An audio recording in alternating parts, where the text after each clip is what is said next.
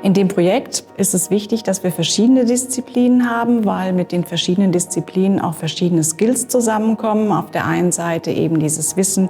über vergangene Pandemien, auf der anderen Seite eben das Wissen über Data Storytelling.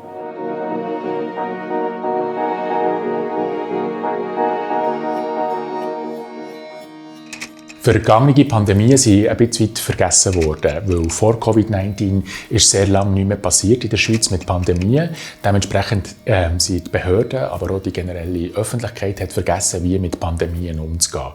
Wir wollen die Lücken wieder füllen, indem wir die vergangenen Erfahrungen aufbereiten, Daten zur Verfügung stellen und Storys erzählen an eine breite Öffentlichkeit, basierend auf diesen Daten und den Erfahrungen aus der Vergangenheit.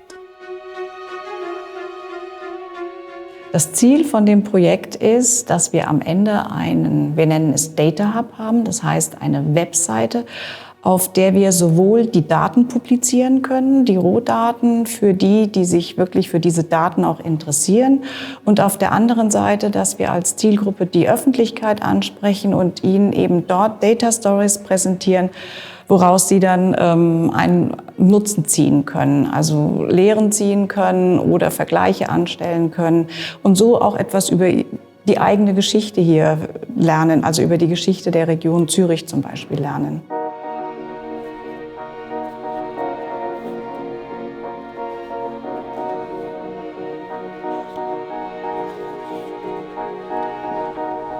Der Prozess der Digitalisierung geht eigentlich so, dass wir als erstes die Datenquellen lokalisieren in einem Archiv oder in einer Bibliothek.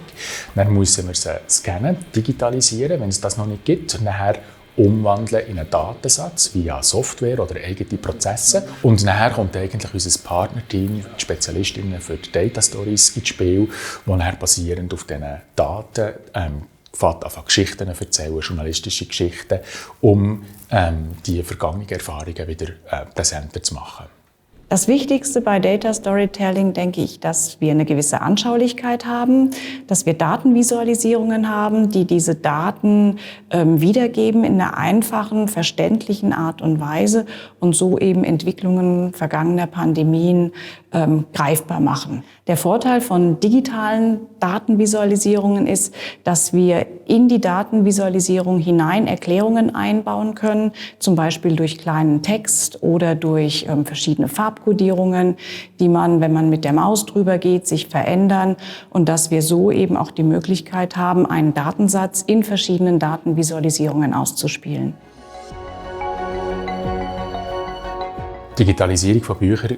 ist für mich als Forscher, als Historiker ein ganz erheblicher Komfortgewinn, weil ich nicht mehr für die Zugänglichkeit von Quellen dementsprechend in ein Archiv reisen oder in eine Bibliothek, sondern das mit wenigen Klick am Computer eigentlich zugänglich ist.